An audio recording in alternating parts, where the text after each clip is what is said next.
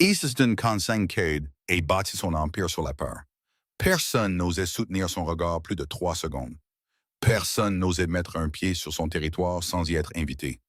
Mais cette nuit-là, les caméras de sécurité ont filmé quelque chose d'inattendu. Deux petites silhouettes se tenaient devant les portes de la tour d'obsidienne. Au milieu du pire blizzard depuis 30 ans. Une fillette de 11 ans, ses frêles épaules tremblant dans le froid glacial. Un petit garçon de 3 ans, serrant contre lui un dinosaure en peluche usée. Et une seule phrase de la fillette a suffi. Pour la première fois en 15 ans, le plus puissant chef de la mafia de Crescent Bay était complètement figé. Il ne savait plus quoi faire. Si cette histoire vous a touché, appuyez sur le bouton j'aime pour montrer votre soutien. Et n'oubliez pas de vous abonner pour ne jamais manquer la prochaine histoire. Easton est resté là quelques secondes de plus. Il laissait le vent glacial lui cingler la peau. Il laissait la neige se déposer sur les épaules de son costume noir. Il n'était pas pressé. Il ne l'était jamais. Mais il y avait quelque chose dans les yeux de la fillette qui l'empêchait de se détourner. Elle ne tremblait pas. Ou peut-être tremblait-elle depuis si longtemps que son corps s'y était habitué. Le petit garçon se tenait derrière sa sœur. Ses deux bras étaient enroulés fermement autour d'un dinosaure en peluche, comme si c'était la seule chose qui lui appartenait encore dans ce monde. Easton a retiré son manteau. Il n'a pas dit un mot. Il s'est avancé et a drapé le manteau de cachemire noir sur les épaules de la fillette. Le manteau valait autant que le loyer annuel de la plupart des habitants de cette ville. Et maintenant, il recouvrait les épaules étroites d'une enfant de 11 ans. Elle a sursauté. Ses yeux fatigués se sont levés vers son visage, comme si elle s'attendait à un piège, à une condition, à un prix à payer. Elle avait l'habitude que rien ne soit gratuit. Mais Easton n'a rien dit. Il s'est tourné vers le petit garçon. « Comment t'appelles-tu » Le garçon a levé les yeux, ses grands yeux verts totalement dépourvus de peur.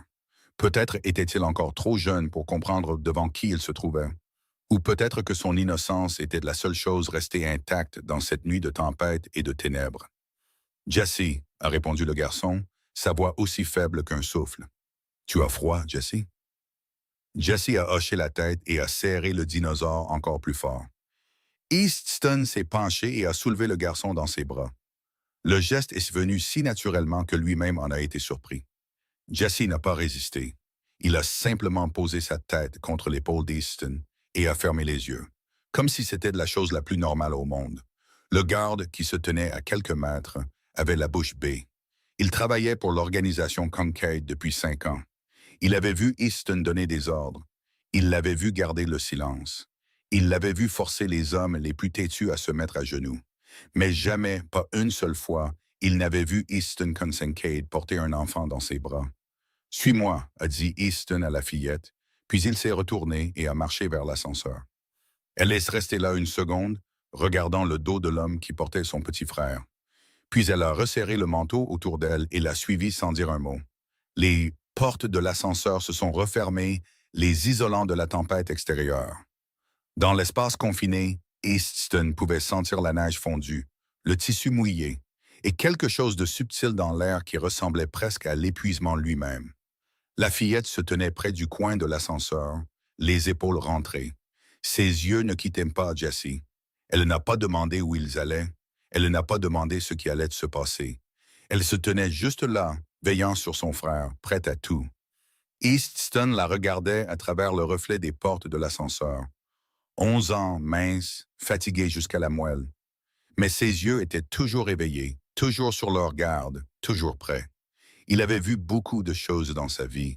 Il avait vu des tueurs de sang-froid. Il avait vu les plus puissants chefs du crime tomber. Il avait vu un empire entier s'effondrer en une seule nuit.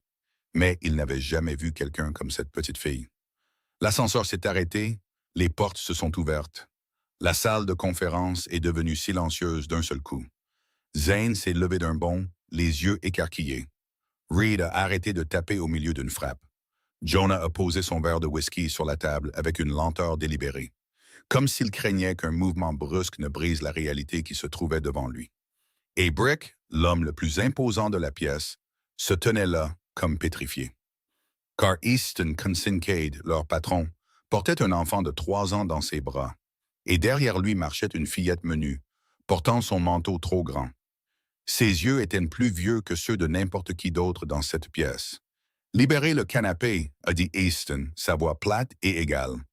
Apportez des couvertures, de la nourriture chaude. Personne n'a demandé pourquoi.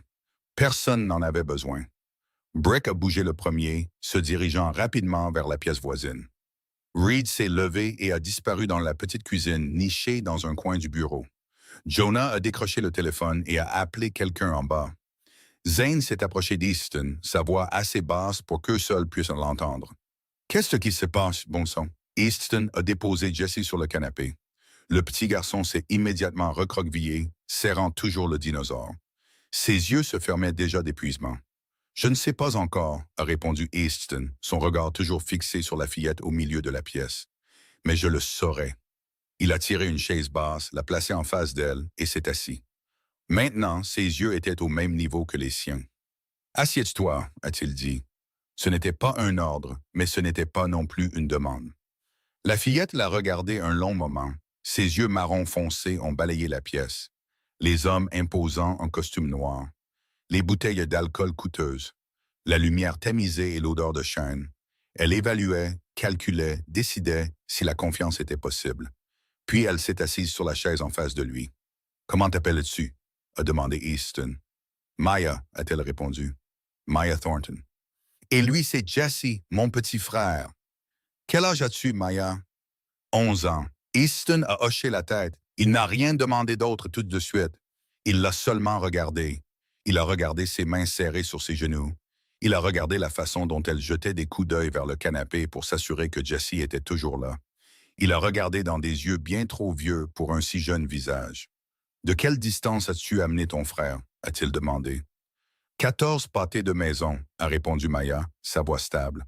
« On s'est caché dans un camion de livraison pour une partie du trajet et on a marché le reste. 14 pâtés de maison, dans une tempête de neige avec un enfant de 3 ans. » Easton n'a laissé paraître aucune émotion sur son visage, mais à l'intérieur, quelque chose s'est resserré. « Pourquoi pensais-tu que j'aiderais? » a-t-il demandé. Maya l'a regardé droit dans les yeux, sans ciller, sans détourner le regard. « Je n'ai pas pensé, » a-t-elle dit. « Je savais seulement qu'il avait peur de cet endroit. Peur du nom Kincaid. Tout le monde dans cette ville en a peur. » Elle a marqué une pause. Ça interpose. Et s'il a peur, alors peut-être que cet endroit est assez fort pour l'arrêter. Easton l'a regardé. 11 ans, 14 pâtés de maison parcourus dans une tempête de neige. Pas parce qu'elle lui faisait confiance, mais parce qu'elle n'avait nulle part où aller. Elle n'était pas venue pour supplier. Elle était venue parce que c'était le seul endroit dont l'homme qu'elle craignait avait peur, lui aussi. Et d'une manière ou d'une autre, cela a touché Easton plus profondément que n'importe quelle supplique n'aurait pu le faire. La pièce a sombré dans le silence. Pas le silence facile des réunions tardives, mais le silence lourd et chargé de gens qui assistent à quelque chose qu'ils ne peuvent expliquer. Brick est revenu avec une épaisse couverture en cachemire.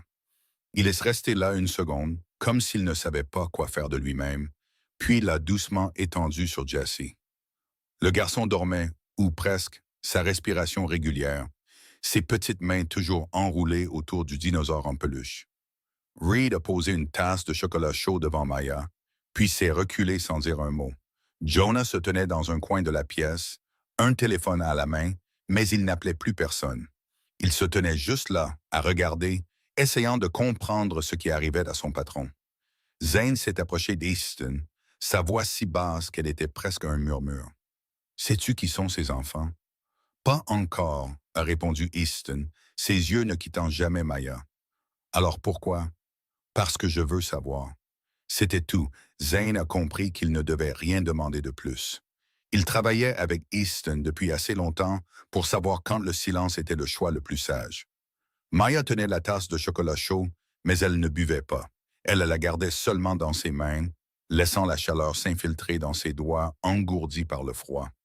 Ses yeux ont de nouveau balayé la pièce, mémorisant la position de chaque personne, chaque sortie, chaque coin d'ombre. Ce n'était pas le comportement d'une enfant ordinaire de 11 ans. C'était l'instinct de survie de quelqu'un qui avait appris à ne jamais se laisser acculer. Easton a reconnu cela. Il a reconnu la façon dont elle s'asseyait, le dos ne touchant pas la chaise, les pieds plantés, et prête à se lever à tout moment. Il a reconnu la façon dont elle vérifiait constamment Jesse, s'assurant que son petit frère allait toujours bien, qu'il était toujours en sécurité. Il l'a reconnu parce qu'il avait été comme ça lui aussi, il y a de nombreuses années, quand il était un autre enfant dans une autre maison avec ses propres peurs. Bois, a dit Easton, sa voix plus douce que d'habitude. Tu as besoin de te réchauffer. Maya l'a regardé un instant, comme si elle pesait le pour et le contre d'obéir. Puis elle a apporté la tasse à ses lèvres et a bu à petites gorgées, lentement, prudemment, comme si c'était peut-être le dernier repas qu'elle aurait avant longtemps et qu'elle ne voulait pas en gaspiller une goutte. Easton a attendu. Il n'était pas pressé. Dans son monde, la patience valait parfois plus que le pouvoir et l'argent réunis.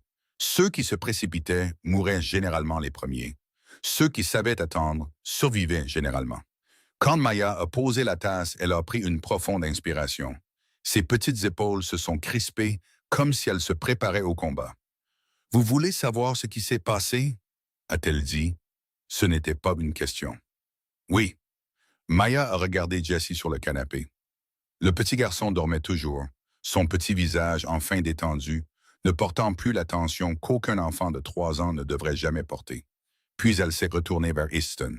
« Ma mère est en cure de désintoxication, a-t-elle dit, sa voix plate et égale, comme si elle lisait un rapport. Elle y est depuis 3 mois. Craig, le nouveau mari de ma mère, était celui qui s'occupait de nous. » Easton a fait un léger signe de tête, l'encourageant à continuer. « Craig n'est pas un homme méchant, a dit Maya, puis elle a fait une pause. Ou peut-être qu'il l'a toujours été et que je ne l'ai juste pas vu, je ne sais plus. Mais depuis que ma mère est partie, tout a changé. Il a commencé à jouer. Il perdait plus qu'il ne gagnait, devait plus qu'il n'avait. Elle s'est arrêtée et a baissé les yeux sur ses mains serrées sur ses genoux. Et quand il perdait, la phrase s'est éteinte, mais Easton a compris le reste. Il avait vécu dans ce monde assez longtemps pour connaître les choses qui n'avaient jamais besoin d'être dites à voix haute. J'ai appris à lire dans ses yeux, a poursuivi Maya, sa voix baissant, comme si elle parlait d'une leçon qu'elle n'avait jamais voulu apprendre. J'ai appris à savoir quand sa voix changeait, à savoir quand ses pas semblaient plus lourds que d'habitude, à savoir quand je devais faire sortir Jesse de la maison. Les mots flottaient dans l'air, plus lourds encore que le blizzard qui faisait rage derrière la vitre.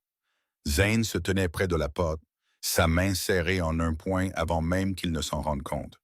Brick était assis près de Jesse, la mâchoire crispée. Les yeux de l'homme qui avait été un combattant sont soudainement devenus sombres. Personne n'a rien dit. Personne ne savait quoi dire. « Et ce soir ?»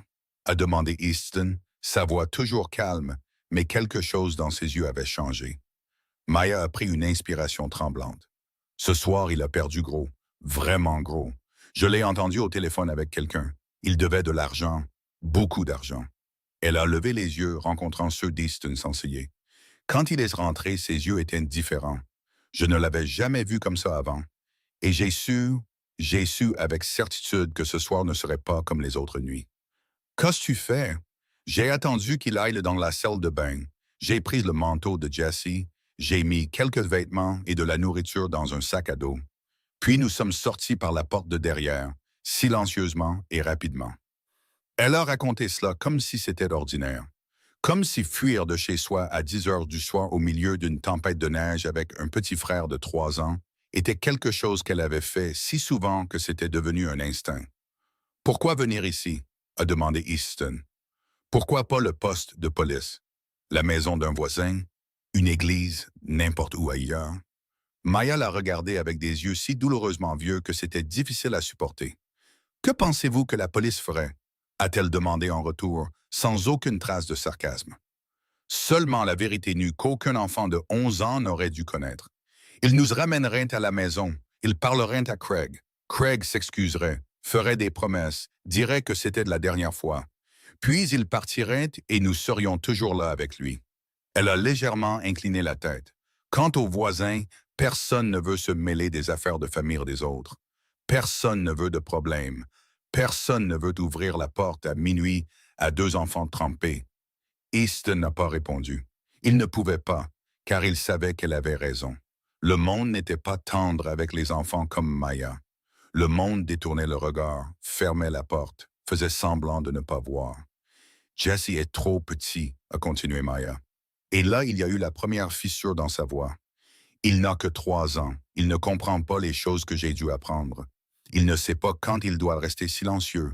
Il ne sait pas quand il doit se cacher. C'est juste un petit garçon. Elle a dégluti difficilement, essayant de calmer le tremblement dans sa voix. Et ce soir, quand j'ai regardé dans les yeux de Craig, j'ai su que ce soir serait différent. Je ne savais pas à quel point. Je ne voulais pas savoir. Je savais seulement que je devais faire sortir Jesse tout de suite, avant qu'il ne soit trop tard. Le silence a envahi la pièce. Easton s'est levé si soudainement que l'air lui-même en a été surpris, puis il s'est dirigé vers la fenêtre et a tourné le dos à tout le monde. Il est resté là, à regarder le blizzard qui hurlait derrière la vitre, mais ses yeux ne voyaient pas la neige. Ses yeux étaient fixés sur une autre nuit, 15 ans plus tôt, quand il n'était qu'un enfant, lui aussi, quand il n'avait eu nulle part où fuir. Zane a jeté un coup d'œil à Brick. Brick a fait un très léger signe de tête négatif. Aucun des hommes dans cette pièce, des hommes qui avaient pris des décisions de vie ou de mort sans ciller, ne savaient quoi dire à une fillette de 11 ans qui venait de leur raconter une vie qu'aucun enfant n'aurait jamais dû vivre. Easton a pris une profonde inspiration. Puis il s'est retourné. Maya le regardait. Il n'y avait aucune supplique dans ses yeux, aucune prière, aucune larme. Elle était juste assise là, à attendre. La façon dont elle avait passé toute sa vie à attendre de voir comment le prochain adulte la décevrait. Easton est revenu, s'est assis sur la chaise en face d'elle et l'a regardé droit dans les yeux. Quand il a parlé, sa voix était lente et claire, chaque mot comme s'il était gravé dans la pierre. « Tu as fait ce qu'il fallait. » Maya a scié. Elle n'a pas réagi tout de suite, comme si elle ne comprenait pas ce qu'elle venait d'entendre. Comme si ces mots avaient été prononcés dans une langue qu'elle n'avait jamais apprise. « Tu m'as entendu ?» a dit Easton, appuyant chaque mot avec une force tranquille. « Tu as fait ce qu'il fallait.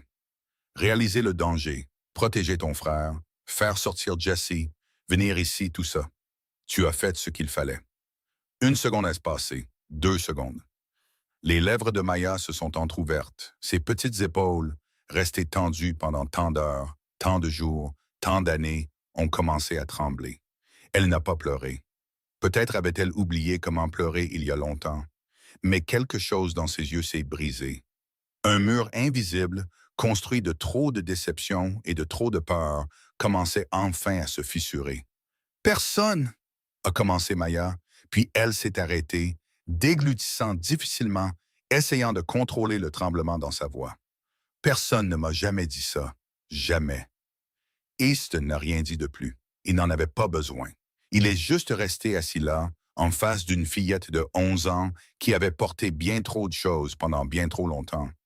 Bien plus que ce qu'aucun enfant n'aurait jamais dû porter. Et il lui a fait savoir qu'au moins à ce moment-là, elle n'était plus seule. « Toi et Jesse serez en sécurité ici, » a dit Easton. « Je te le promets. » Maya l'a regardé un long moment. Elle avait entendu trop de promesses dans sa vie et elle avait vu trop de promesses brisées. Mais il y avait quelque chose dans la façon dont cet homme la regardait. Pas de la pitié, pas de la tristesse, mais du respect. Cela l'a fait hocher la tête. « D'accord, » a-t-elle dit, sa voix à peine plus qu'un souffle. Et pour la première fois de cette longue nuit, pour la première fois depuis de nombreuses longues nuits avant celle-ci, Maya Thornton a laissé ses épaules retomber un peu, comme si on lui avait enfin donné la permission de se reposer. Pendant qu'Easton parlait à Maya, personne n'avait remarqué que Jesse s'était réveillé. Le petit garçon s'est assis sur le canapé, ses grands yeux verts hébétés alors qu'il regardait la pièce inconnue. La couverture avait glissé sur le côté et le dinosaure en peluche était toujours bien calé dans ses petits bras. Il n'a pas pleuré. Il n'a pas appelé sa sœur. Il est juste resté assis là, à regarder, comme s'il essayait de comprendre où il était et pourquoi tout semblait si différent de la maison qu'il connaissait. Brick a été le premier à le remarquer. L'homme mesurait 1,90 m, avec des épaules aussi larges qu'un encadrement de porte et des mains aussi grandes que des assiettes. Et soudain, il n'avait aucune idée de quoi faire. Il avait affronté les plus dangereux trafiquants d'armes de la ville sans ciller. Il s'était tenu ferme devant les chefs de gang rivaux sans le moindre tremblement. Mais un enfant de 3 ans le regardant avec de grands yeux curieux était tout autre chose. Jesse a incliné la tête et a étudié Brick de la tête aux pieds.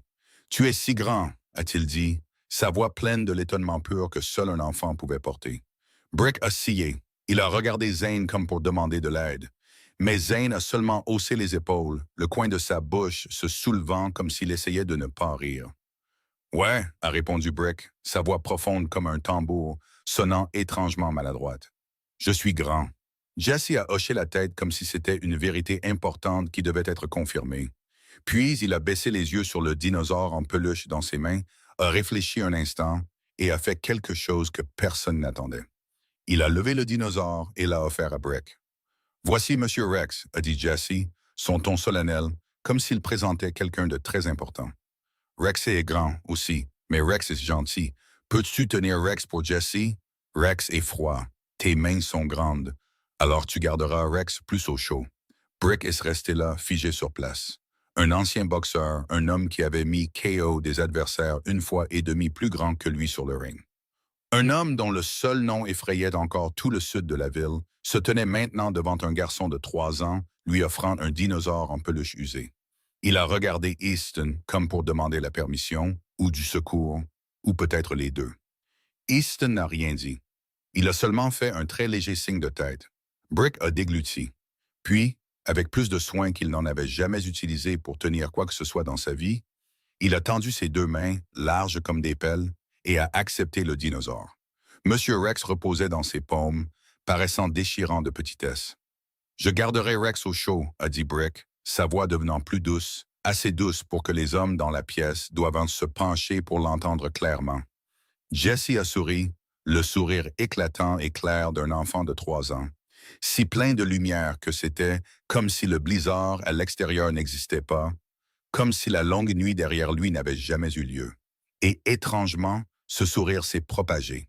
Reed, assis à l'ordinateur, s'est détourné pour cacher le sourire qui est apparu avant qu'il ne puisse l'arrêter. Jonah a posé son téléphone et a regardé la scène devant lui avec une expression que personne ne pouvait tout à fait lire, mais qui s'était indéniablement adoucie. Zane a croisé les bras, mais le coin de sa bouche s'est courbé vers le haut même s'il essayait de garder son visage sérieux. Et Brick Fontaine, l'homme que toute la ville craignait, s'est abaissé au sol, croisant les jambes, tenant un dinosaure en peluche dans ses 2 mains, comme si c'était le trésor le plus précieux du monde. Jesse est descendu du canapé et a couru s'asseoir à côté de Brick, s'appuyant contre le bras massif de l'homme sans la moindre trace de peur. « Rex t'aime bien, » a-t-il déclaré. « Rex dit que tu es gentil. » Brick ne savait pas comment répondre. Sa gorge s'est serrée sans crier gare et il a dû détourner le regard 1 seconde pour se ressaisir. Il avait une fille quelque part dans le monde. Une petite fille dont il avait perdu la garde il y a des années à cause des erreurs qu'il avait commises dans son passé. Et maintenant, un garçon de 3 ans complètement inconnu s'appuyait contre son épaule, lui faisant confiance, lui confiant la chose la plus précieuse qu'il possédait. Maya observait son petit frère depuis sa chaise. Pour la première fois cette nuit-là, pour la première fois depuis tant de nuits, elle a souri. Juste un peu, mais c'était un vrai sourire. Easton se tenait dans un coin de la pièce, observant. Il regardait Brick assis par terre avec le dinosaure en peluche. Il regardait Jesse reposer sa tête contre le bras du grand homme, ses yeux se fermant déjà de sommeil. Il regardait Maya se détendre enfin, même si ce n'était qu'un peu. Zane s'est approché d'Easton et a parlé assez doucement pour qu'eux seuls puissent entendre. « Je ne t'ai jamais vu regarder quelqu'un comme ça. » Easton n'a pas répondu. Il n'en avait pas besoin, car à ce moment-là, en regardant un enfant de 3 ans confier avec confiance un dinosaure en peluche à un homme que toute la ville craignait, Easton s'est souvenu d'un autre visage, d'un autre sourire, 15 ans plus tôt. Et pour la première fois depuis très longtemps, ce souvenir n'apportait pas que de la douleur. Il apportait aussi autre chose, quelque chose qui ressemblait à un but. Easton n'a pas laissé ce moment chaleureux durer longtemps. Il s'est avancé au milieu de la pièce, et aussitôt, l'atmosphère a changé. Quoi que les hommes dans la pièce aient été en train de faire, ils se sont arrêtés et se sont tournés vers lui.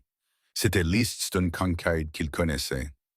Pas l'homme qui avait drapé son manteau sur une petite fille, ou regardé un enfant endormi avec cette étrange expression indéchiffrable dans les yeux.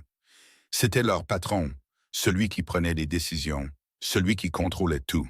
« Jonah, » a dit Easton, Sa voix n'était pas forte, mais chaque mot était net et tranchant comme une lame. Appelle notre avocat. Dis-lui que nous avons une urgence impliquant des enfants. Lance la procédure de protection immédiatement. Je veux que tout soit légal du début à la fin. Jonah a hoché la tête et a décroché le téléphone sans poser une seule question supplémentaire. Reed. Reed a levé les yeux de l'écran de l'ordinateur, ses doigts reposant toujours sur le clavier. Craig Holbrook, je veux tout sur lui dans les 20 minutes. Adresse, emploi, historique financier, historique judiciaire, à qui il doit de l'argent, combien il doit et depuis combien de temps. Qui le poursuit pour ça? Je veux savoir où il prend son petit déjeuner et avec qui il dort. Compris. Reed s'est retourné vers l'écran, ses doigts volant sur le clavier avec une vitesse que seules les personnes ayant passé une décennie à vivre dans le monde numérique pouvaient atteindre. Brick. Brick a levé les yeux. Jesse somnolait toujours contre son bras, le dinosaure en peluche reposant dans sa grande main. Assure-toi que les enfants sont nourris, au chaud et bien reposés. Personne ne s'approche d'eux, sauf les gens dans cette pièce. Personne. Brick a fait un signe de tête sec, comme s'il venait de recevoir l'ordre le plus important de sa vie. Zane. Zane s'est avancé et s'est arrêté devant Easton. Prépare la voiture. Nous pourrions avoir à bouger ce soir. Où ça? Ça dépend de ce que Reed trouvera. Zane n'a rien demandé d'autre. Il avait travaillé avec Easton assez longtemps pour savoir quand poser des questions et quand rester silencieux et exécuter. Easton s'est tourné vers Maya. Elle était toujours assise sur la chaise, ses yeux marron foncé ne manquant rien. Elle avait observé la façon dont Easton donnait des ordres, la façon dont tout le monde réagissait, la façon dont la pièce bougeait comme une machine parfaitement huilée. Personne ne demandait pourquoi. Personne ne contestait. Personne n'hésitait. Ils agissaient, tout simplement. Qu'est-ce que tu vois? A demandé Easton. Maya a incliné la tête et a réfléchi un instant avant de répondre. Tu ne cries pas, a-t-elle dit. Tu ne menaces pas. Tu n'as pas besoin d'élever la voix. Tu parles juste et les gens font ce que tu dis. Easton n'a pas répondu. Il l'a seulement regardé et a attendu. Craig crie toujours, a continué Maya, sa voix plus basse maintenant, comme si elle comparait deux mondes entièrement différents. Il pense que s'il crie assez fort, les gens auront peur. Il pense qu'il doit casser des choses, faire du bruit, faire trembler tout le monde s'il veut du pouvoir. Elle a fait une pause comme pour organiser ses pensées. Mais tu es différent. Tu n'as pas besoin de crier. Tu n'as pas besoin de menacer. Et les gens ont quand même plus peur de toi.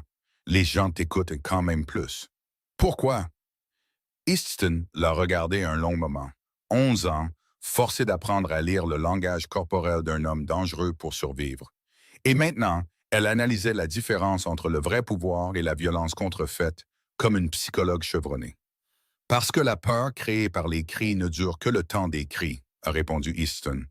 Mais le respect ou la vraie peur vient du fait que les gens savent que tu feras exactement ce que tu dis. Ni plus, ni moins, à chaque fois. Maya a hoché la tête lentement, comme si elle enregistrait cette leçon. Tu es intelligente, a dit Easton. Je dois l'être, a répondu Maya sans aucune fierté, seulement la vérité nue. Il n'y avait pas d'autre choix. Si je n'étais pas assez intelligente pour lire quand Craig était sur le point de perdre son sang-froid, Jesse en aurait payé le prix. Je ne pouvais pas laisser ça arriver. Easton a compris. Il comprenait mieux que quiconque dans cette pièce. Peut-être mieux que quiconque au monde ce que c'était que de grandir trop vite parce qu'il n'y avait pas eu d'autre choix. Ce soir, tu n'as plus besoin d'être intelligente, a-t-il dit. Tu n'as pas à lire les pas de qui que ce soit. Tu n'as pas à monter la garde. Tu n'as pas à t'inquiéter. Tu dois seulement te reposer. Je m'occupe du reste. Maya l'a regardé longuement. Elle l'a regardé attentivement, comme si elle essayait de lire si l'homme en face d'elle pouvait vraiment être digne de confiance. Puis elle a hoché la tête. D'accord, c'était tout, 2 mots. Mais pour Easton, c'était suffisant. Elle avait choisi de lui faire confiance, même si ce n'était que pour l'instant, même si ce n'était qu'un test. Et il n'allait pas la décevoir. 20 minutes plus tard, Pied a levé les yeux de l'écran de l'ordinateur, son visage crispé d'une manière qu'Easton voyait rarement. « On a un problème, a dit Reed. Easton se tenait près de la fenêtre, regardant le blizzard qui commençait à se calmer. Il s'est retourné. « Parle. » Reed a tourné l'écran vers Easton. Des lignes d'information défilaient dans les fenêtres ouvertes. Craig Holbrook, 43 ans, ancien ouvrier du bâtiment, a perdu son emploi il y a 2 ans lorsque l'entreprise a fait faillite.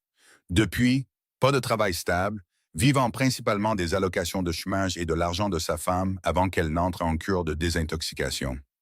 Combien doit-il? A demandé Easton, sa voix plate et égale. Environ 30 000 $ à quelqu'un à qui il n'aurait jamais dû en devoir. Zane s'est approché, un froncement de sourcils se dessinant sur son visage. À qui? Vinnie Caruso. L'air dans la pièce est devenu épais, comme si quelqu'un venait d'en aspirer tout l'oxygène. Vinnie Caruso, un usurier notoire du sud de la ville. Il ne faisait pas partie de l'organisation Concaid, mais il n'était pas non plus un petit joueur. Il était connu pour recouvrer ses dettes avec des méthodes que personne ne voulait jamais expérimenter. Craig doit 30 000 à Caruso, a répété Easton, sa voix dépouillée d'émotion. Et combien a-t-il perdu ce soir? D'après ma source, dans un casino clandestin du sud de la ville, Reed a vérifié l'écran à nouveau. Environ 5 000 de plus dans une partie de poker il y a 4 heures. Easton s'est tourné vers Maya. Elle était assise très droite, écoutant tout, son visage illisible, mais ses mains serrées sur ses genoux. « Est-ce que Craig sait où vous êtes allé? » a-t-il demandé. Maya a secoué la tête. « Je n'ai rien dit à personne. Il n'y avait personne à qui le dire. J'ai juste fait sortir Jesse de la maison aussi vite que j'ai pu. Pourrait-il deviner où vous êtes allé? Non. » Maya a hésité une seconde, réfléchissant attentivement avant de répondre. « Je n'ai pas d'amis. Je n'ai pas de parents dans cette ville. Je n'ai aucun endroit familier où aller. Craig ne penserait jamais que j'oserais venir ici. » Easton a hoché la tête. Puis il s'est retourné vers Reed, la position actuelle de Craig. Reed a tapé quelques touches de plus, ses yeux se déplaçant rapidement sur l'écran. Puis il s'est levé si brusquement que sa chaise a presque raclé le sol et la couleur a quitté son visage. C'est ça le vrai problème. Parle. Craig n'est pas à la maison. Silence lourd, suffocante. Où est-il? A demandé Zane, sa voix tendue comme un fil. Reed a baissé les yeux sur l'écran, puis les a relevés vers Easton, l'inquiétude lisible dans ses yeux. Il se déplace. Le GPS de son téléphone montre qu'il est allé à 4 endroits différents au cours des 2 dernières heures. La gare routière près de la maison, le centre commercial de l'Est, le vieux quartier près de l'école primaire de Maya, et maintenant il est dans le quartier industriel du sud de la ville. Reed s'est arrêté et a dégluti. Il cherche les enfants. Il parcourt toute la ville en essayant de les trouver. Maya s'est levée d'un bond de sa chaise, son visage devenant blanc comme du papier. « Il ne peut pas savoir que je suis ici », a-t-elle dit, sa voix tremblant légèrement, même si elle luttait pour la contrôler. « Il ne peut pas. »« Il ne sait pas », a dit Easton, sa voix calme comme un lac immobile. « Mais il cherche, et s'il cherche assez longtemps, s'il demande à assez de gens, si quelqu'un a vu 2 enfants marcher dans la tempête de neige et se souvient de la direction qu'ils prenaient, il pourrait le découvrir. » Zane s'est approché d'Easton, sa voix basse. Dans quelle direction se dirige-t-il maintenant? Reed a de nouveau vérifié l'écran. Puis, il a dégluti. Il vient de quitter le quartier industriel. Il se dirige vers le centre-ville. Il a levé les yeux vers Easton. Il est à environ 20 pâtés de maisons d'ici maintenant et il se rapproche. La pièce est tombée dans un silence lourd. Jesse, endormi à côté de Brick, a bougé un peu et a serré le dinosaure plus fort. Le garçon n'avait aucune idée que l'homme qu'il craignait le plus conduisait à travers la tempête, à sa recherche. Maya se tenait au milieu de la pièce, les épaules raides, sa respiration plus rapide maintenant. Elle avait fait tant d'efforts, marché 14 pâtés de maison dans un blizzard, protéger son petit frère, trouver l'endroit le plus sûr auquel elle pouvait penser. Et maintenant, le cauchemar la poursuivait toujours, se rapprochant minute après minute. Easton l'a regardé. Il a vu la peur dans ses yeux, la peur qu'elle avait essayé de cacher toute la nuit, la peur qu'aucun enfant de 11 ans n'aurait jamais dû porter. Maya. Elle a levé les yeux, son regard se verrouillant sur le sien. « Écoute-moi, » a dit Easton, sa voix n'était pas forte, mais stable comme la pierre des montagnes. « Il n'entrera pas d'ici. Il ne te touchera pas, ni toi, ni Jesse. Pas ce soir, plus jamais. Je t'ai donné ma parole et je tiens ma parole. » Maya l'a regardé, ses yeux cherchant la vérité sur chaque ligne de son visage. Comment le sais-tu avec certitude? Parce que je vais m'en assurer. Easton s'est tourné vers Zane et sa voix s'est aiguisée en quelque chose de froid comme l'acier. Prépare la voiture. Nous partons maintenant. Zane a hoché la tête et s'est détourné, sortant sans autre question. Jonah, reste ici avec les enfants. Ne les quitte pas des yeux. Compris. Reed continue de suivre la position de Craig. Tiens-moi au courant chaque minute s'il change de direction. Je le ferai. Brick. Brick a levé les yeux, Jesse somnolent toujours contre son bras. Personne n'entre dans cette pièce, sauf nous. Personne. Peu importe qui c'est. Compris. Easton s'est retourné vers Maya une dernière fois avant d'entrer dans l'ascenseur. Reste ici, a-t-il dit. Quand je reviendrai, ce sera terminé. Puis les portes de l'ascenseur se sont fermées et il était parti. Maya est restée là, fixant les portes métalliques scellées, et pour la première fois de sa vie, elle a cru que quelqu'un allait vraiment tenir une promesse.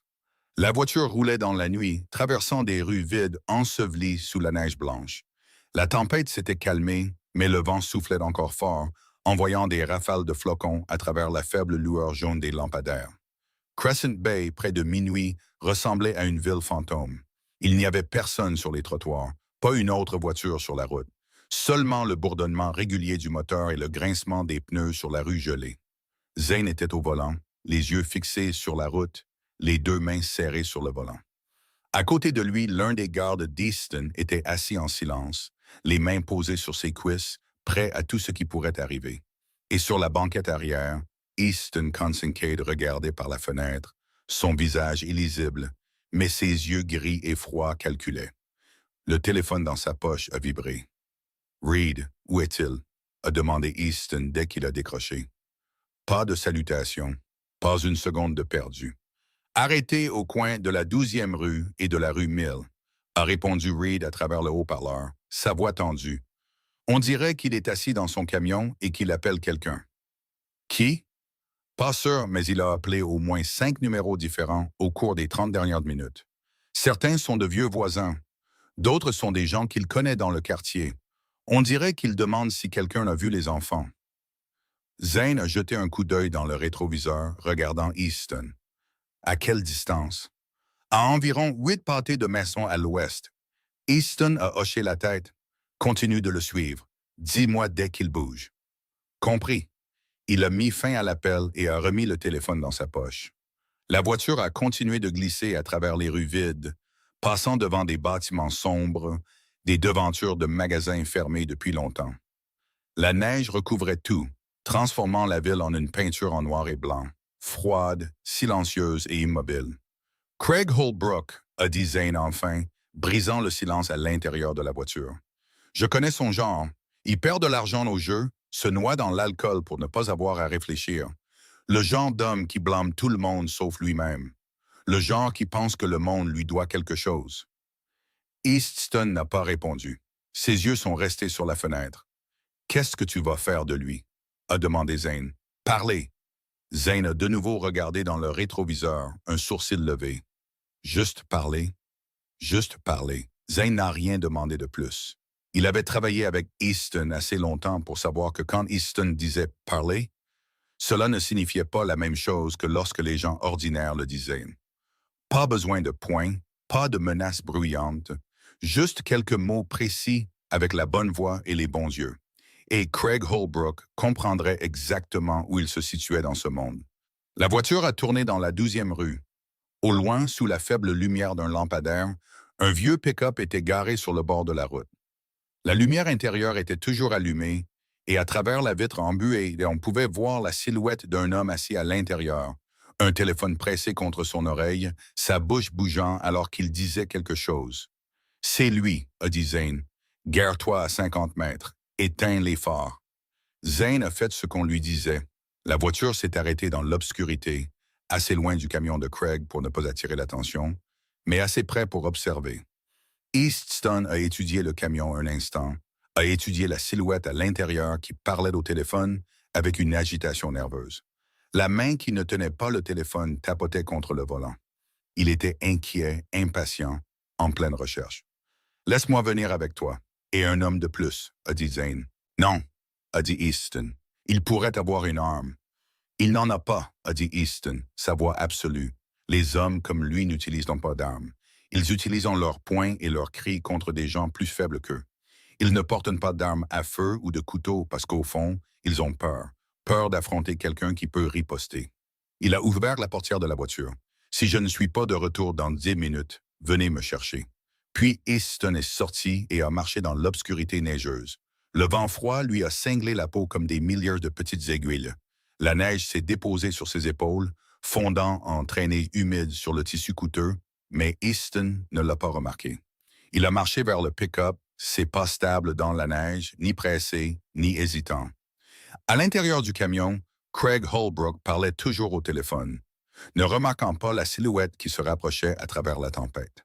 À travers la vitre, son visage était visible, rougeau de colère ou d'alcool, ses yeux sauvages, sa bouche tordue alors qu'il criait dans le téléphone.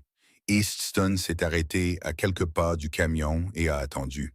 Craig a levé les yeux et a vu la silhouette debout dehors dans la neige. Il a plissé les yeux, essayant de voir plus clairement à travers la vitre embuée. Puis, il a poussé la portière du camion et est sorti, le visage tordu d'irritation. « Qui diable êtes-vous » a-t-il crié, ses mots pâteux à cause de l'alcool qu'il avait clairement trop bu.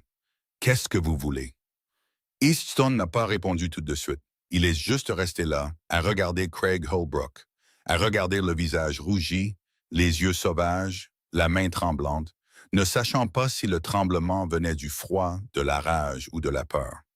C'était l'homme qu'une fillette de 11 ans avait été forcée d'étudier signe par signe pour protéger son petit frère. C'était l'homme que Maya Thornton avait craint au point de fuir dans une tempête de neige à 10 heures du soir. Easton s'est approché. « Mon nom est Kincaid », a-t-il dit, sa voix basse et égale, dépouillée d'émotion. « Je pense que vous connaissez ce nom. » Et sous la pâle lueur du lampadaire, le visage de Craig Holbrook a commencé à changer, le rouge s'en drainant jusqu'à ce qu'il devienne blanc comme du papier.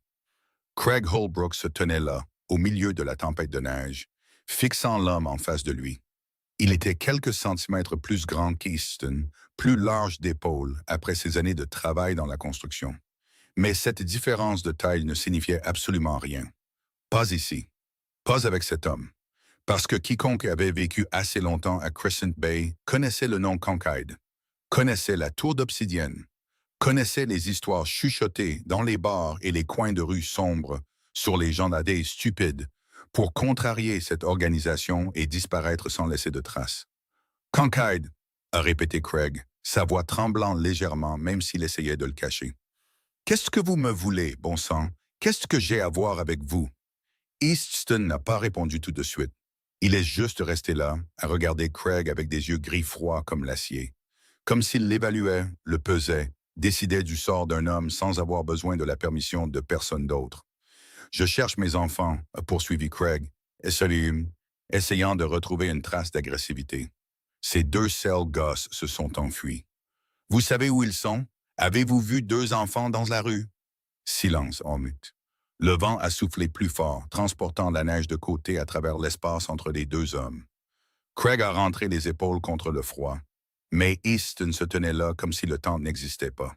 « Je sais », a dit Easton enfin, sa voix plate et immobile comme un lac gelé. Craig s'est approché, ses yeux brillants d'un espoir soudain. « Où sont-ils? Dites-le-moi, et je vous laisserai tranquille. Je veux juste les ramener à la maison. Cette combinaison, c'est ma responsabilité. » Vous ne ferez rien du tout. Les mots ont tranché ceux de Craig comme une lame dans du beurre. Pas fort, pas menaçant, juste une déclaration simple et claire, ne laissant aucune place à la discussion. Easton s'est approché d'un seul pas, mais Craig a reculé par instinct, comme si son corps reconnaissait le danger avant que son esprit ne puisse le rattraper. « Ces enfants ne sont plus votre problème », a dit Easton, chaque mot clair comme s'il était gravé dans le granit. « Ce sont les beaux enfants de ma femme », a tenté de protester Craig, sa voix montant de panique. « J'ai des droits, j'ai une responsabilité légale. »« Non », a coupé Easton, sa voix inchangée, mais plus tranchante maintenant. « Vous n'en avez plus. » Le silence s'est étiré, le vent a hurlé, La neige est tombée plus épaisse et Craig Holbrook se tenait là, la bouche bée, incapable de dire un mot, comme un poisson jeté sur le rivage. Je sais exactement qui vous êtes, Craig Holbrook, a continué Easton, sa voix toujours égale, presque comme s'il lisait un rapport financier. Je sais que vous devez 30 000 $ à Vinnie Caruso. Je sais que vous en avez perdu 5 000 de plus ce soir au jeu de Marco dans le sud de la ville. Je sais que vous êtes sans emploi depuis 2 ans et que vous vivez des allocations et de l'argent d'une femme qui se trouve dans un centre de désintoxication. Il a marqué une pause, laissant Craig absorber l'information. Et je sais ce que vous faites quand vous perdez. Je sais pourquoi une fillette de 11 ans a dû apprendre à lire chacun de vos pas dans cette maison juste pour protéger son petit frère. Craig est devenu pâle, blanc comme la neige qui tombait tout autour de lui. Je ne sais pas de quoi vous parlez. Ne, a dit Easton si froidement que l'air lui-même a semblé gelé autour d'eux. Ne me mentez pas. Je n'aime pas qu'on me mente, et vous n'aimerez pas les conséquences si je découvre que vous mentez. Craig a dégluti, la gorge sèche. Il a regardé autour de lui la rue vide et enneigée, la voiture noire garée à 50 mètres avec les phares éteints, les silhouettes sombres à l'intérieur qui observaient. Il était seul face à un homme que toute la ville craignait, et personne ne viendrait le sauver. Demain matin, quelqu'un viendra vous voir, a dit Easton, sa voix retrouvant ce même calme froid et contrôlé. La police, les services de protection de l'enfance. Vous coopérerez avec eux. Vous répondrez à toutes leurs questions. Vous signerez tous les papiers qu'ils vous présenteront. Vous renoncerez à toute prétention que vous avez sur ces enfants. Et si je ne le fais pas? Vous devez 35 000 $ à Vinnie Caruso, et coupé Easton, son ton ne changeant jamais. Je pourrais appeler Vinnie tout de suite, lui dire exactement où vous êtes, le laisser, lui et ses collecteurs, avoir cette conversation à ma place. Craig est devenu encore plus pâle, si c'était encore possible. Ou, a poursuivi Easton, vous pouvez faire exactement ce que je vous dis. Signez les papiers demain. Coopérer avec les autorités, puis quitter cette ville, aller quelque part loin, recommencer à zéro et ne plus jamais vous montrer devant ses enfants. Ne jamais les contacter. Ne jamais les chercher, comme s'ils n'avaient jamais existé dans votre vie. Vous n'avez pas le droit. Tiboué, Easton, s'avançant de nouveau, face à Craig maintenant, assez près pour que Craig puisse voir chaque ligne de ce visage froid et illisible. Dans cette ville, j'ai tous les droits, et vous, vous n'avez rien. Pas d'argent, pas de pouvoir, personne derrière vous. Vous n'êtes qu'un homme endetté, un joueur qui perd, un moins que rien que Vinnie Caruso ne prendrait même pas la peine de regarder s'il n'y avait pas l'argent que vous lui devez. Craig a regardé dans les yeux d'Easton et il y a vu quelque chose qui lui a fait comprendre que cet homme ne bluffait pas. Il ne bluffait jamais. D'accord, a dit Craig, sa voix à peine plus qu'un murmure que le vent a failli emporter. D'accord, je le ferai. Je signerai les papiers, je partirai. Easton a fait un bref signe de tête. Rentrez chez vous, dormez un peu. Quelqu'un viendra le matin. Et Craig, a-t-il dit en s'arrêtant, si j'entends que vous essayez de contacter ces enfants, si j'entends que vous essayez de les trouver, si j'entends que vous posez ne serait-ce qu'une question à leur sujet, je n'appellerai pas Vinnie Caruso. Je viendrai vous voir moi-même, et vous ne voulez vraiment pas que ça arrive. Puis Easton a tourné le dos et s'est dirigé vers la voiture noire qui attendait dans l'ombre, laissant Craig Holbrook seul dans la tempête de neige, tremblant maintenant pour des raisons qui n'avaient rien à voir avec le froid. Quand Easton est retourné au bureau au sommet de la tour d'obsidienne, il était presque 2 heures du matin. La tempête de neige s'était complètement calmée, ne laissant qu'une légère dérive de flocons tomber derrière la vitre, doux comme des plumes. La ville reposait immobile dans l'obscurité. Les faibles lampadaires jaunes se reflétaient sur la couverture de neige recouvrant chaque rue, créant un silence si étrange et complet qu'il semblait à peine réel après une nuit comme celle-ci. Les portes de l'ascenseur se sont ouvertes et Easton est entré dans le bureau. Jonah lui a fait un signe de tête depuis le coin de la pièce, son téléphone toujours à la main, ses yeux pleins de questions, mais il n'a rien dit. Reed avait éteint l'écran de l'ordinateur et était affalé sur sa chaise, les paupières lourdes de fatigue, mais se forçant toujours à rester éveillé. Et sur le canapé, Jessie dormait profondément, serrant le dinosaure en peluche dans ses bras, son petit visage détendu et paisible dans le sommeil d'un enfant enfin en sécurité. Brick était toujours assis à côté de lui, le dos contre le canapé, les yeux alertes et vigilants. Mais Maya ne dormait pas. Elle était assise près de la fenêtre, regardant la nuit, ses petites épaules se découpant sur le ciel gris. Quand elle a entendu l'ascenseur, elle s'est retournée aussitôt. Ses yeux marron foncé se sont dirigés directement vers Easton, comme si elle attendait des nouvelles, une réponse, de savoir si la promesse avait été tenue. Easton lui a fait un très léger signe de tête. Juste un petit geste, mais c'était suffisant. Maya a laissé échapper un long soupir et ses épaules se sont retombées, comme si un poids invisible avait enfin été soulevé. Easton s'est dirigé vers le bar et s'est versé un whisky. Il ne l'a pas bu tout de suite. Il a seulement tenu le verre dans sa main, regardant le liquide ambré tourner en cercle lent, pensif. Puis il a traversé la pièce jusqu'à la fenêtre et s'est arrêté près de Maya. Elle ne s'est pas levée. Elle est juste restée assise et l'a regardé. « Tu as vu Craig? » Ce n'était pas une question, c'était un fait. Oui, il ne nous trouvera pas, n'est-ce pas? Il ne viendra pas ici. Non, Easton se tenait près de la fenêtre, à quelques pas de Maya, regardant la nuit. Plus jamais, il ne te cherchera pas. Il ne te contactera pas. Il n'apparaîtra plus dans ta vie, ni dans celle de Jessie. Maya s'est tournée pour le regarder, ses yeux vieillis toujours sur leur garde. Mais quelque chose en eux avait changé. Un fil fragile de confiance commençait à prendre forme. « Qu'as-tu fait? » a-t-elle demandé. « J'ai parlé, juste parlé. Parfois les mots sont assez forts quand la bonne personne les dit de la bonne manière au bon moment. » Maya l'a étudié un instant, pensive, puis a hoché la tête comme si elle acceptait cette réponse. Elle n'a pas demandé de détails. Peut-être n'en avait-elle pas besoin. Peut-être comprenait-elle déjà que dans le monde de cet homme, il y avait des choses qu'il valait mieux ne pas savoir. « Je n'arrive pas à dormir, » a dit Maya après un moment, sa voix plus petite maintenant. « C'est l'habitude. Je reste toujours éveillé quand Jessie dort, pour monter la garde, pour être prête si quelque chose arrive. » Easton a compris. Il comprenait plus que presque n'importe qui aurait pu le faire. « Depuis combien de temps? » a-t-il demandé. « Depuis combien de temps fais-tu ça?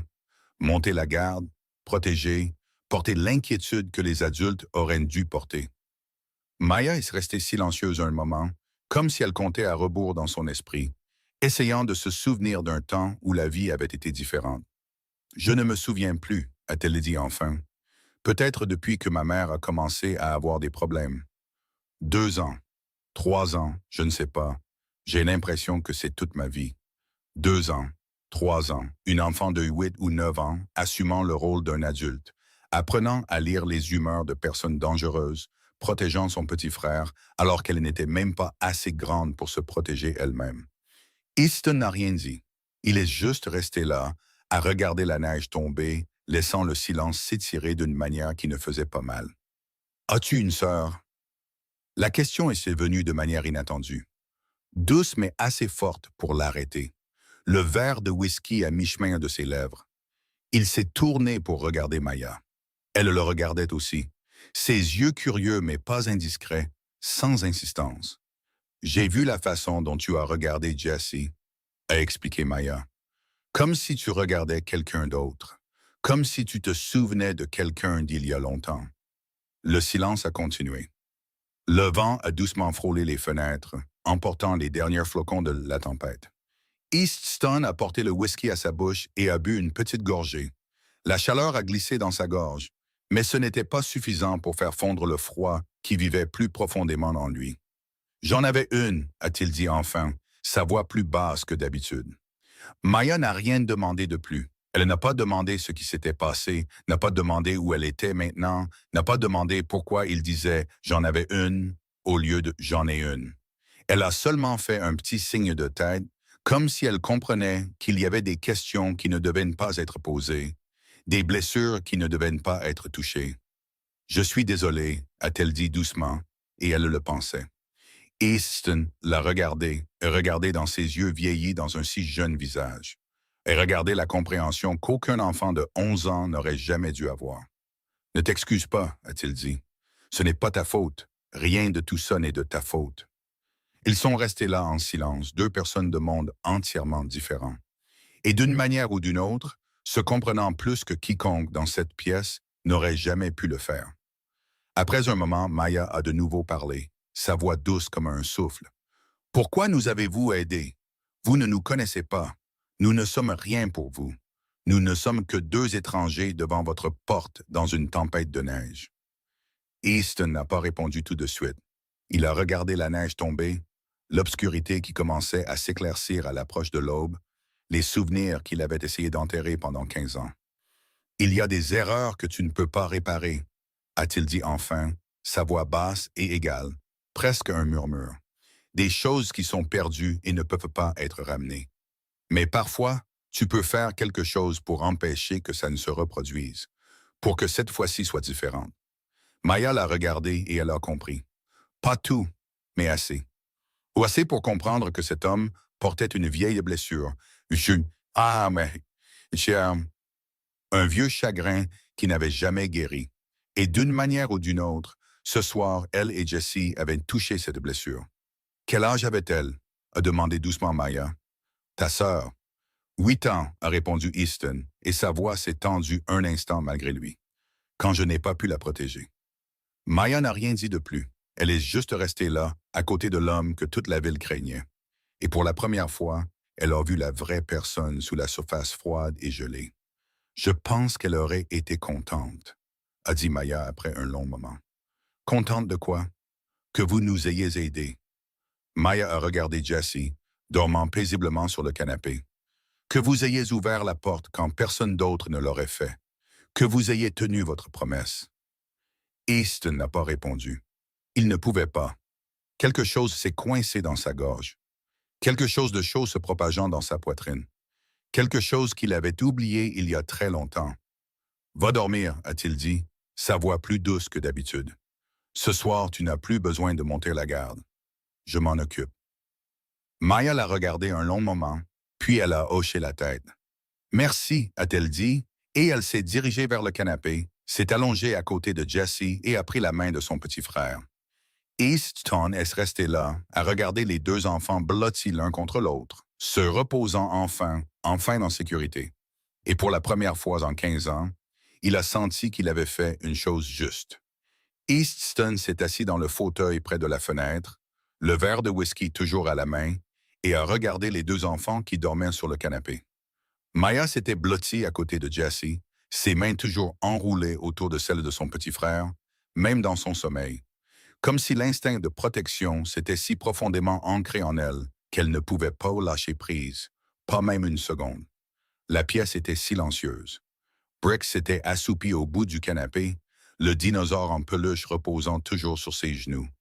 Reed avait éteint l'ordinateur, la tête penchée sur le bureau. Jonah était assis immobile dans le coin, les yeux fermés, mais Easton savait qu'il était toujours éveillé, qu'il montait toujours la garde. Et dans cette immobilité, le souvenir est revenu sans crier gare, sans permission. Il a simplement déferlé comme de l'eau brisant un barrage. 15 ans plus tôt, une autre maison dans une autre ville, dans une autre vie. Meredith Kincaid, 8 ans, avec des yeux verts comme ceux de leur mère, et un sourire qui pouvait illuminer la pièce la plus sombre. Elle aimait les dinosaures, la glace à la fraise, être soulevée sur les épaules de son grand frère pour regarder les feux d'artifice. Elle appelait aussi Easton, grand frère, même s'il était l'aîné, parce qu'elle trouvait que ça sonnait plus amusant. Easton, tu promets? Sa voix résonnait dans son esprit, claire et confiante, comme elle l'avait été alors. Promettre quoi? Promets que tu me protégeras pour toujours. Easton, alors âgé de 18 ans, avait ri, avait ébouriffé les cheveux de sa sœur et avait répondu sans même réfléchir. Je le promets. Mais cette promesse avait été brisée. Une nuit d'hiver où Easton n'était pas à la maison, quand il était occupé par des choses qu'il pensait plus importantes. Quand il n'avait pas réalisé que le danger se rapprochait déjà, il avait couru à la maison quand la nouvelle lui était parvenue, avait couru plus vite qu'il n'avait jamais couru de sa vie. Son cœur battait comme s'il allait éclater, ses pieds ne sentaient plus le sol, ses poumons étaient écrasés dans sa poitrine. Mais quand il est arrivé, il était déjà trop tard. Trop tard. Son père, le premier chef de l'organisation Concaid, se tenait au milieu de la pièce, son visage froid comme de la pierre taillée. C'est le prix, avait-il dit sans la moindre trace d'émotion dans la voix. Dans ce monde, la faiblesse a un prix. Nos ennemis voulaient envoyer un message, et ils ont choisi le plus petit, le plus faible, pour le faire. Easton était resté là, regardant la pièce vide, le petit lit avec des draps à dinosaures, l'ours en peluche avec lequel Meredith dormait chaque nuit, abandonné sur le sol. Et une partie de lui est morte cette nuit-là. Pas une mort au sens littéral, mais un autre type de mort. La mort de l'innocence, de la confiance, de la capacité à ressentir autre chose que la colère et la douleur. Easton a ouvert les yeux et est revenu au présent. Le whisky dans sa main était devenu tiède à la chaleur de son corps, le liquide ambré captant la faible lumière. Le souvenir s'est estompé comme de la fumée, mais la douleur n'a pas disparu. Cette douleur était toujours là. 15 ans plus tard, comme une cicatrice permanente gravée profondément dans sa poitrine, jamais guérie, jamais estompée. Il a regardé vers le canapé. Maya et Jessie dormaient, la main de Maya tenant toujours fermement celle de son frère. Dans son sommeil, son visage s'était enfin adouci, les rides d'inquiétude disparues, et elle ressemblait enfin à une fillette ordinaire de 11 ans, au lieu d'une adulte piégée dans un corps d'enfant. Jessie a bougé un peu, ses lèvres remuant comme s'il disait quelque chose dans un rêve, ses bras se resserrant davantage autour du dinosaure en peluche. Easton s'est levé. Il a posé le verre de whisky sur la table et s'est dirigé silencieusement vers le canapé, faisant attention à ne pas faire de bruit. La couverture avait glissé, laissant l'épaule de Maya exposée. Il s'est penché et l'a remonté sur les deux enfants, ses mouvements prudents, comme s'il manipulait quelque chose de précieux et de fragile. Jessie a bougé dans son sommeil, sa main s'avançant comme pour chercher quelque chose. Ses petits doigts ont effleuré la main d'Easton, puis se sont refermés autour d'elle, la serrant légèrement avant de se détendre à nouveau dans le sommeil. Easton est resté là, son doigt pris dans l'étreinte d'un enfant de 3 ans. Et il n'a pas retiré sa main. Il n'avait pas protégé Meredith. C'était le plus grand échec de sa vie. La blessure qui ne guérirait jamais. Le fantôme qui le suivrait jusqu'à son dernier jour. Mais ce soir, il avait une chance de faire quelque chose de différent. Pas pour effacer le passé, car le passé ne pouvait pas être effacé. Pas pour être pardonné, car il ne méritait pas le pardon. Seulement pour faire une chose juste, au moins une fois, pour ses deux enfants. Pour la mémoire de Meredith, pour la partie de son âme qui n'était pas complètement morte. Cette fois, ce sera différent, a-t-il murmuré si doucement que lui seul pouvait l'entendre, léger comme un souffle dans la nuit. Je te le promets, Meredith. Cette fois, je n'échouerai pas. Puis Easton a doucement libéré sa main de celle de Jessie et est retourné à son fauteuil près de la fenêtre et s'est rassis. Il n'a pas dormi. Pas cette nuit-là. Cette nuit, il montrait la garde, comme il ne l'avait pas fait il y a 15 ans. Dehors, le ciel commençait à s'éclaircir et les premiers rayons du matin perçaient à travers les nuages gris, transformant la neige blanche qui recouvrait la ville en or. La première lueur de l'aube s'est glissée à travers la vitre, apportant l'or pâle d'un nouveau jour après la nuit de tempête de neige. Easton était toujours assis dans le fauteuil près de la fenêtre, ses yeux ne s'étant pas fermés une seule fois pendant la longue nuit. Le verre de whisky à côté de lui était vide depuis longtemps. Il avait monté la garde, avait écouté chaque petit bruit, s'était assuré que rien de nuisible ne s'approchait des deux enfants endormis sur le canapé. Jessie a été le premier à se réveiller.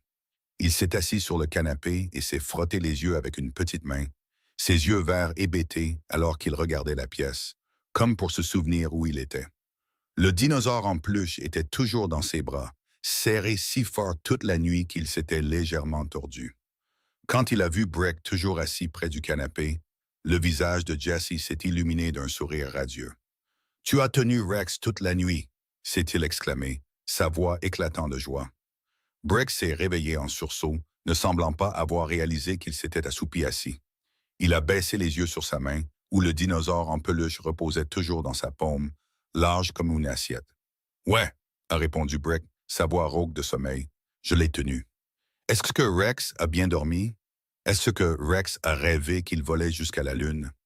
Rex a très bien dormi, a dit Brick, un petit sourire apparaissant sur un visage habituellement dur et illisible. Rex a rêvé qu'il volait très haut. Jessie a tapé dans ses mains de satisfaction, puis est descendue du canapé, a couru vers Brick et a enroulé ses deux bras autour de sa jambe. Merci d'avoir gardé Rex au chaud. Rex t'aime beaucoup. Jesse t'aime bien aussi. Brick est resté là, raide et incertain, ne sachant que faire d'un enfant de 3 ans qui lui serrait la jambe. Il a regardé Easton, ses yeux demandant du secours, mais Easton a seulement fait un léger signe de tête, le coin de sa bouche se soulevant dans une de ses rares expressions qui était presque un sourire. Maya a bougé sur le canapé, puis a lentement ouvert les yeux. Elle s'est assise, a regardé autour d'elle, et quand elle a vu Jesse serrer la jambe de Brick, et pour la première fois depuis très longtemps, c'était un sourire doux et paisible. Maya a dormi tard, a dit Jesse, se retournant pour regarder sa sœur, sa voix baissant jusqu'à un murmure comme s'il partageait quelque chose de très important. Jesse lui a dit de se taire pour que tu puisses dormir. Il a écouté Jesse. Maya a regardé Brick, puis Easton, toujours assis près de la fenêtre, et elle a compris que pendant toute la nuit, ces hommes avaient veillé sur elle et son petit frère. Pas parce qu'ils le devaient, pas parce qu'il y avait quoi que ce soit à y gagner, simplement parce qu'ils avaient choisi de le faire. Rex a faim, a annoncé Jesse, regardant Brick avec de grands yeux. Rex aime le gâteau. As-tu du gâteau pour Rex? Brick a regardé vers Reed qui venait de se réveiller et se frottait la tête avec confusion. Puis vers Jonah, qui se levait de sa chaise. Ouais, a dit Brick, je vais chercher du gâteau pour Rex. Et du lait aussi. Rex aime le lait aussi. Et du lait. Jesse a rayonné puis a repris le dinosaure des mains de Brick, l'a serré contre sa poitrine, est monté sur les genoux de Brick et s'y est installé comme si c'était l'endroit le plus naturel du monde, parlant déjà à M. Rex du petit déjeuner qui les attendait. Du coin de la pièce, Easton observait la scène. Jesse était assis sur les genoux de Brick, bavardant sans arrêt. Maya était maintenant debout, pliant soigneusement la couverture, le geste exercé d'une enfant qui s'occupait d'elle-même depuis bien trop longtemps. Et pour la première fois depuis de nombreuses années, Easton a senti que cette pièce n'était pas seulement un endroit où des décisions froides étaient prises et des calculs minutieux effectués. Pour la première fois, elle ressemblait à un endroit que l'on pouvait qualifier de sûr. Un endroit où les enfants pouvaient rire sans avoir à avoir peur. À 9 heures du matin, l'avocate d'Easton est arrivée au bureau. C'était une femme d'âge mûr avec des cheveux poivres et celles coupées court, des yeux vifs derrière des lunettes à monture argentée et un costume gris sévère sans un seul pli. C'était l'une des meilleures avocates de la ville, connue pour traiter les cas compliqués que personne d'autre ne voulait toucher, et aussi l'une des très rares personnes en qui Aston avait une confiance totale. Jonah l'a accueilli à l'ascenseur et lui a fait un bref résumé de la situation. Elle a hoché la tête, est entrée dans la pièce et a immédiatement porté son attention sur Maya et Jesse assis sur le canapé. Maya était réveillée depuis un bon moment, ses cheveux soigneusement brossés, avec un peigne que quelqu'un avait réussi à trouver, vêtue de nouveau du sweat à capuche qui avait séché pendant la nuit. Elle était assise le dos droit, ses yeux fatigués suivant la nouvelle femme qui était entrée, son instinct d'autoprotection n'ayant pas encore complètement disparu. Jesse était assis à côté d'elle avec le dinosaure en peluche sur ses genoux, mangeant un biscuit que Brick avait trouvé quelque part. « Je comprends la situation, » a dit l'avocate, sa voix professionnelle mais pas méchante. « Je m'occuperai de tout à partir de maintenant. Vous n'avez à vous soucier de rien. » À 10 heures du matin, 2 travailleurs des services de protection de l'enfance sont arrivés. Un homme d'âge mûr et une femme plus jeune, tous deux portant des dossiers épais et les expressions sérieuses de personnes habituées au travail difficile. Easton se tenait dans le coin de la pièce, observant, mais sans intervenir directement. Il laissait le système faire le travail pour lequel il était conçu. Laissait tout se dérouler selon la procédure appropriée, légalement et de manière transparente. Mais tout le monde dans la pièce savait qui se tenait derrière tout ça, qui s'assurait que tout serait traité de la bonne manière. Maya a répondu aux questions calmement, avec une maturité surprenante pour une enfant de 11 ans. Elle n'est pas entrée dans les détails. Elle a seulement dit ce qui devait être dit, assez pour qu'ils comprennent la situation sans se forcer à revivre les souvenirs les plus douloureux. Jesse est resté à côté de Brick tout le temps, ne comprenant pas ce qui se passait, mais n'ayant pas peur non plus, car le grand homme était assis à côté de lui comme un mur de protection. À 11 heures, tout avait été arrangé. Craig Holbrook ferait l'objet d'une enquête. Un dossier avait été ouvert et la procédure légale formelle avait commencé. La mère des enfants serait informée de la situation et soutenue pour terminer son programme de réhabilitation. Maya et Jesse seraient placés dans une famille d'accueil, un mari et une femme vivant en banlieue de la ville. Des gens que l'avocate d'Easton avait déjà soigneusement vérifiés, s'assurant que c'étaient de bonnes personnes, des gens qui traiteraient les enfants comme s'ils étaient des lures. On peut faire confiance à cette famille, a dit l'avocate à Omaya, sa voix plus douce maintenant que son apparence réacteur ne le laissait supposer. Vous serez en sécurité là-bas, toi et Jesse. Maya a hoché la tête, mais ses yeux ont cherché Easton, qui se tenait dans le coin de la pièce, silencieux comme une ombre, mais ne quittant jamais les enfants des yeux. « Est-ce que vous... » a commencé Maya, puis elle s'est arrêtée, ne sachant quoi demander, ne sachant quoi dire. Easton s'est approché et a baissé les yeux vers elle. « Vous serez en sécurité, a-t-il dit, sa voix ferme comme une promesse gravée dans la pierre. C'est la seule chose qui compte en ce moment. Maya l'a regardé un long moment, ses yeux marron foncé cherchant la vérité sur chaque ligne de son visage. Puis elle a hoché la tête. « Merci, a-t-elle dit, pour tout. » Easton n'a pas répondu avec des mots.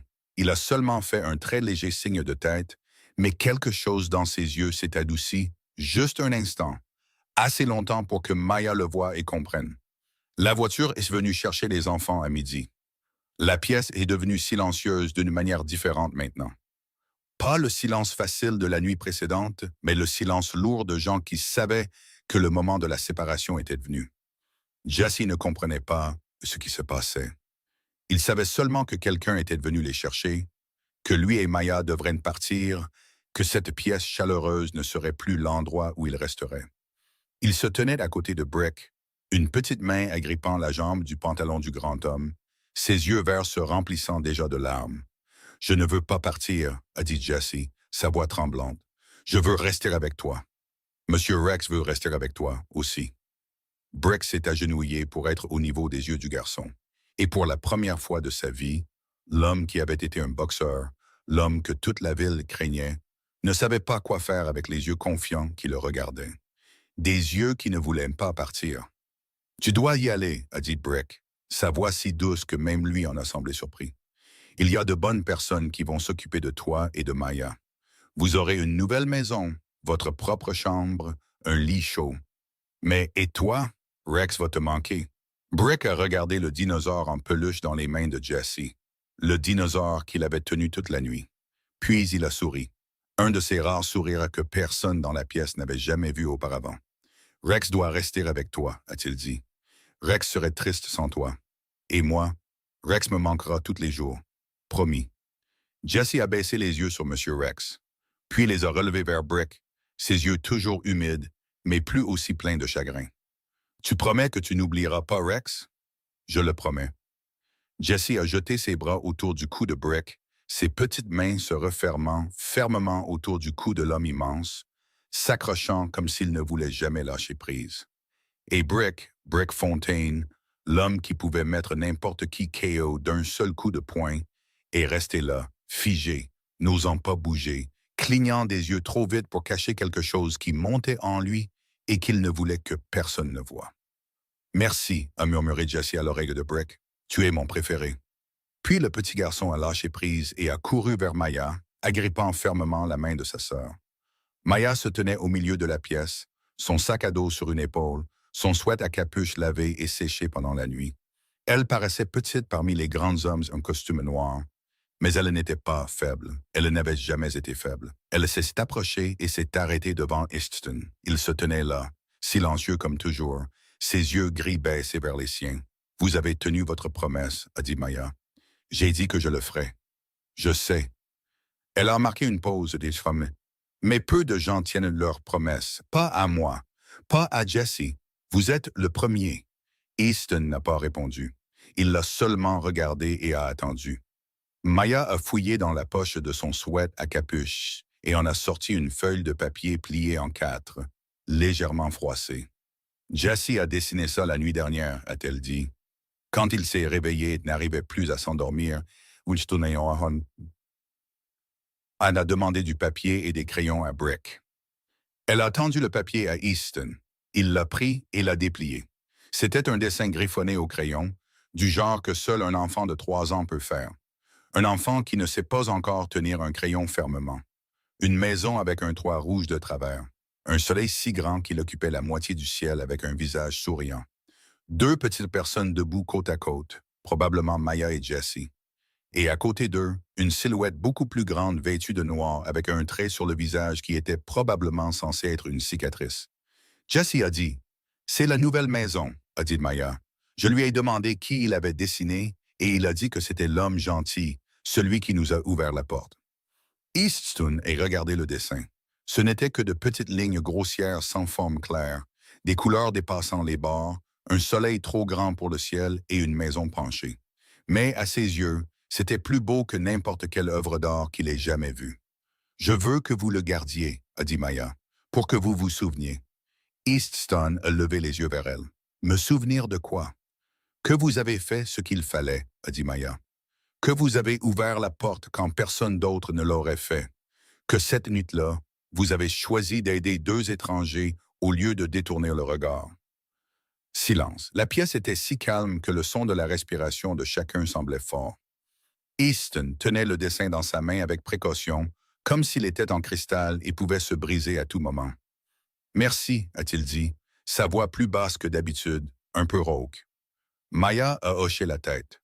Elle s'est détournée, prête à suivre l'assistante sociale qui attendait près de l'ascenseur. Puis elle s'est arrêtée. « Merci, » a-t-elle dit sans se retourner, d'avoir ouvert la porte. Easton a regardé la petite ligne de son dos, un dos qui avait porté bien trop de choses en 11 courtes années. « Merci, » a-t-il dit, d'avoir été assez courageuse pour frapper. Maya est restée là une seconde, ses épaules tremblant légèrement, comme si elle luttait contre quelque chose. Puis elle a continué à marcher, tenant la main de Jessie, se dirigeant vers l'ascenseur. Les portes se sont fermées. Ils étaient partis. Easton est resté là, seul, un dessin griffonné par un enfant de 3 ans à la main. La pièce était silencieuse. Personne n'a dit un mot. Et Easton Kincaid, le plus puissant chef de la mafia de Crescent Bay, est resté là et regardé une maison de travers et un soleil surdimensionné et a senti sa poitrine se serrer d'une manière qu'il n'avait pas ressentie depuis 15 ans. Dans les semaines qui ont suivi, tout s'est déroulé exactement comme Easton l'avait arrangé. Craig Holbrook a quitté Crescent Bay le 3e jour après la nuit de la tempête de neige. Silencieusement, comme une ombre disparaissant dans le brouillard. Personne ne savait où il était allé. Personne n'a demandé et personne ne s'en souciait. L'enquête des services de protection de l'enfance s'est poursuivie, mais il n'y avait plus personne à enquêter. Craig Holbrook avait disparu de la ville, de la vie de Maya et Jessie, comme s'il n'avait jamais existé. La mère des enfants a terminé son programme de réhabilitation 3 mois plus tard. Elle a été informée de ce qui était arrivé à ses enfants, a reçu un soutien psychologique pour l'aider à affronter la vérité et a commencé le long processus pour retrouver leur garde. Ce n'était pas un chemin facile, mais elle le parcourait pas à pas, un jour à la fois, avec une aide dont elle ne soupçonnait même pas l'existence. Maya et Jessie ont été placés dans une famille d'accueil en banlieue de la ville, à environ 30 minutes de route du centre-ville de Crescent Bay. Un couple d'âge mûr sans enfants, vivant dans une petite maison peinte en bleu pâle avec un jardin arrière où des tulipes fleurissaient chaque printemps.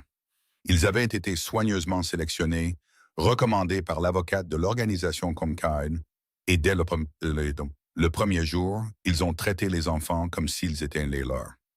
Pour la première fois de sa vie, Maya avait sa propre chambre. Les murs étaient peints en lavande. La fenêtre donnait sur le jardin et le lit était couvert de draps doux et propres. Jessie avait aussi son propre lit, avec des couvertures à motifs de dinosaures de toutes sortes et une petite étagère où M. Rex trônait à la place d'honneur.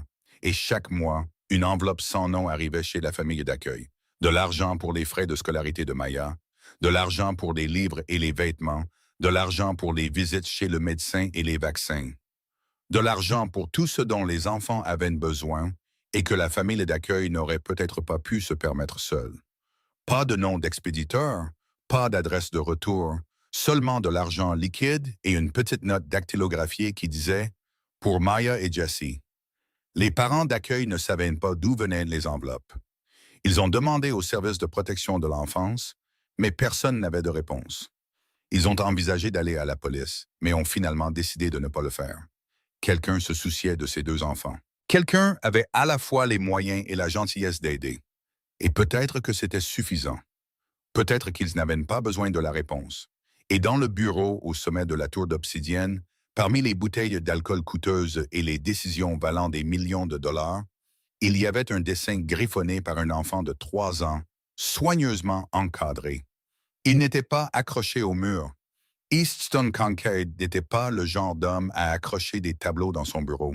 Il était posé sur son bureau, à côté de son ordinateur portable et de piles de paperasse, à un endroit où il pouvait le voir tous les jours.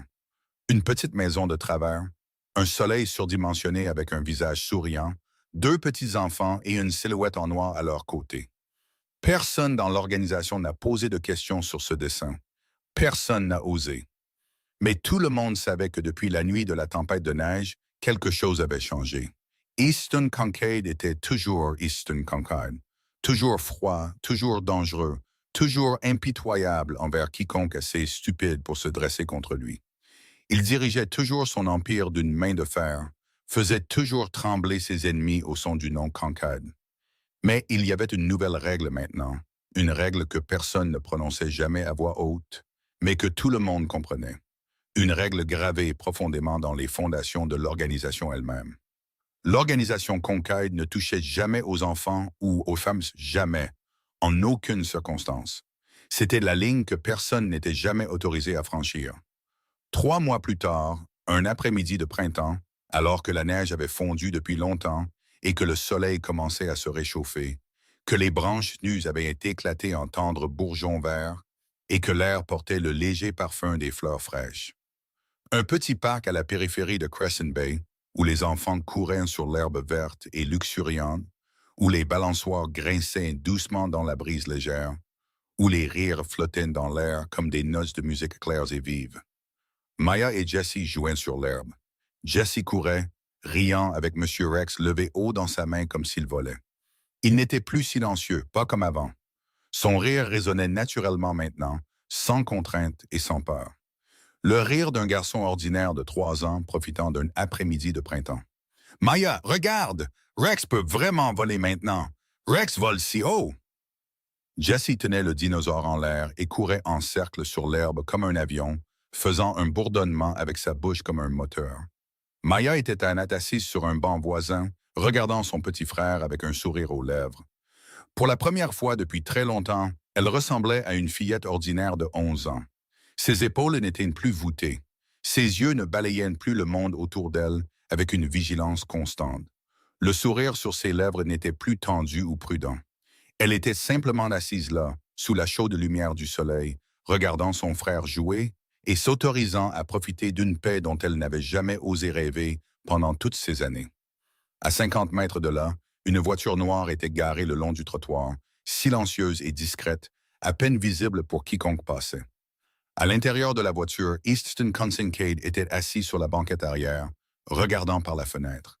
Zane était au volant, silencieux, ne demandant pas pourquoi ils étaient là, ne demandant pas pourquoi Easton avait voulu s'arrêter dans un petit parc en bordure de la ville. Sur le tableau de bord, le dessin de Jessie avait été soigneusement encadré. La maison de travers, le soleil surdimensionné, les deux enfants et la silhouette en noir. Easton regardait Maya et Jessie jouer. Il regardait la façon dont Jessie riait, un vrai rire maintenant, sans peur cachée en dessous. Il regardait la façon dont Maya était assise là, détendue, à l'aise, la façon dont un enfant devrait être. Et il a senti quelque chose de chaud dans sa poitrine, une émotion dont il avait presque oublié la sensation. « Tu ne vas pas les voir ?» a demandé Zane, sa voix calme. Easton est resté silencieux un long moment, ses yeux ne quittant jamais les deux enfants qui jouaient sous le soleil de printemps. « Non, pourquoi pas?